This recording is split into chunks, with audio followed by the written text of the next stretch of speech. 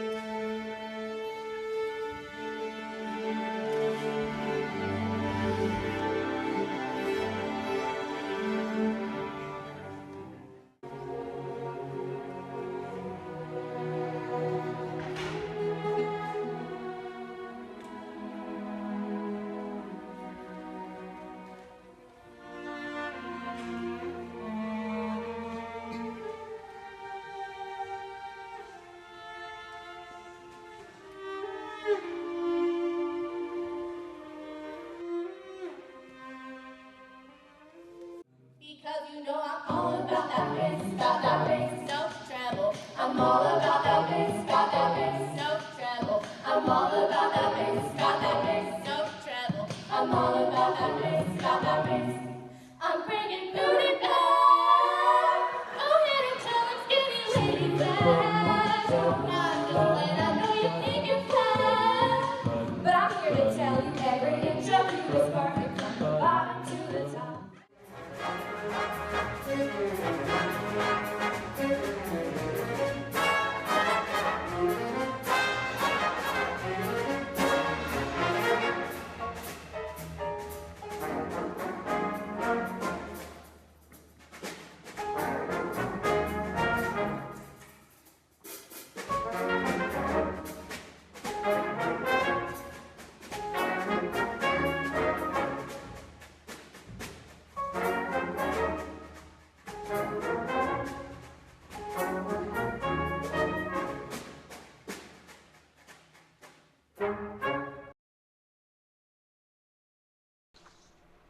If you haven't already dressed up for Spirit Week, do.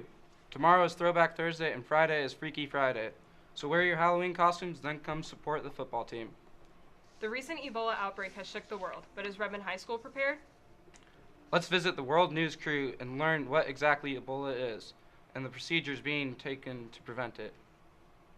Ebola, formerly known as Ebola fever, is a rare and deadly disease caused by infection with one of the Ebola virus strains. Ebola can cause disease in humans and non-human primates. The Ebola virus was discovered in 1976 in what is now the Republic of Congo. It has made its way into Congo, Nigeria, Liberia, and several other countries. The symptoms of Ebola are fever, headaches, muscle pain, weakness, diarrhea, vomiting, abdominal pain, and unexplained bleeding or bruising. Ebola is mainly spread through direct contact with blood or bodily fluids of a person who is affected. Ebola is not spread through the air or by water, by food.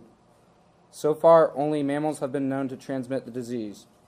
The CDC and WHO have suggested steps to preventing the spread of Ebola. This includes using protective equipment and quarantining the sick. There's currently no vaccine for Ebola, but 2 possible drugs are in the human testing phase. Recently, Nigeria and Senegal have become Ebola-free by screening everyone entering or leaving the country. Educating the public and training doctors early. A country is Ebola-free if no new cases show up after 42 days. If there is a potential outbreak of Ebola in the United States, here are some tips to keep yourself safe. Wash your hands frequently, do not share drinks, do not touch bats or non-human primates, and avoid contact with blood or bodily fluids of others.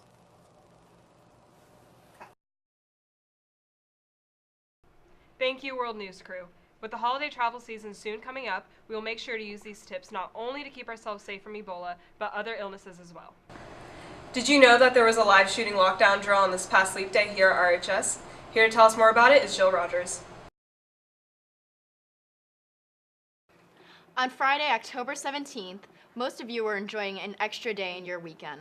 But for some staff and student volunteers, there was something very different and very new going on at Redmond High School. On the recent Leap Day, a live lockdown drill was done simulating the event of a shooter coming into Redmond High School. Teachers were given the opportunity to deal with this scenario like never before. I think the importance was, it's just awareness. Sometimes, you have to go through something like that to learn what it is you don't know. And we all learned a lot from that.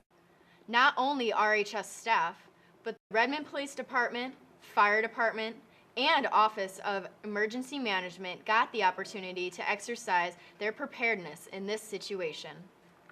Some volunteers played the role of the wounded and helped with the teachers to practice dealing with scenarios as if a student had a gunshot wound. Fake blood was applied to the students to add to the reality of this situation. However, the simulation did not go exactly how the emergency responders had planned. There was a couple of things that the scenario didn't go as scripted, but that's also a good thing because a situation like that or an event like that, you never know how it's going to turn out. It's not really black and white like a fire or an earthquake maybe, so I think it went well. It threw us off as responders a little bit because it didn't go out kind of how black and white it was made out to be, but it was good for us, so I think it went well.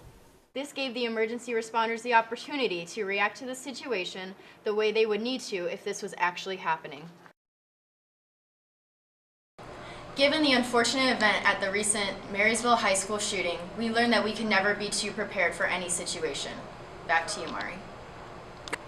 Enjoy the rest of your week and have a fun and safe homecoming. Thanks for watching. Stay green and gold, Stangs.